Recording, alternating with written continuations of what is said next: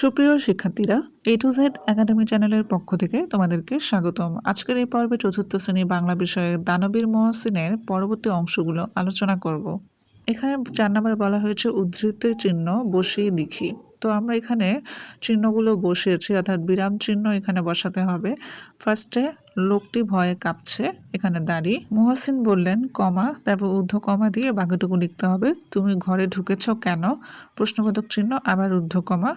লোকটি বলল কমা, আবার ঊর্ধ্ব কমা, অভাবের কারণে চুরি করতে এসেছি, কমা, হুজুর, দাড়ি, ঊর্ধ্ব কমা দিয়ে শেষ করতে হবে।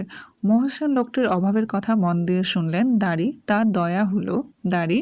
তিনি তাকে টাকা পয়সা দিলেন, দাড়ি। বললেন কমা, ঊর্ধ্ব কমা দিয়ে লিখতে হবে, আর চুরি করো না, দাড়ি। এই টাকা দিয়ে কিছু কিনে নাও, গ্রামের বাজারে একটা দোকান দাও, দাড়ি। ব্যবসা শুরু করো, দাড়ি। তারপর ঊর্ধ্ব কমা দিয়ে শেষ করতে হবে।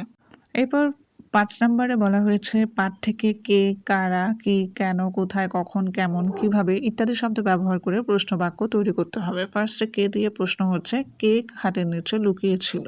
তারপর কারা দিয়ে প্রশ্ন হচ্ছে দুস্থ মানুষকে সাহায্যের জন্য কারা কাছে যেত। কি দিয়ে প্রশ্ন হচ্ছে মহসিন লোকটিকে কি দিলেন।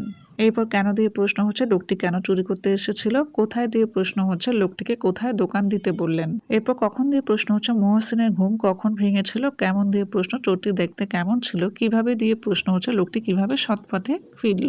তারপর 6 বলা হয়েছে নিচের শব্দগুলো দিয়ে খালি ঘর পূরণ করে। 1, হাজী মোহাম্মদ মহসিন একজন মহৎ মানুষ, তার সংগ্রহে প্রচুর বই আছে, তিনি সৎ চরিত্রের অধিকারী, আমি মাকে খুব ভালোবাসি, অসৎ পথে সম্পদ অর্জন করা ঠিক নয়। 7 নম্বরে বলা হয়েছে গরিব দুঃখীর জন্য আমরা কি করতে পারি তা বলি ও লিখি। 1, আমার সাধ্যমতো তাদের খাবার ও পোশাক দিয়ে সাহায্য করব। 2, যারা অসুস্থ তাদের সেবার জন্য সাহায্য করব। 3, দরিদ্র সহপাঠীদের পড়াশোনার উপকরণ যেমন বই কলম দিয়ে সহায়তা করব। 4, তাদের প্রতি সবসময় বিনয়ী ও দয়ালু আচরণ করব। এই ছিল আজকের পর্ব। পরবর্তী ভিডিওগুলো পেতে আমার চ্যানেলটি সাবস্ক্রাইব করুন। ধন্যবাদ।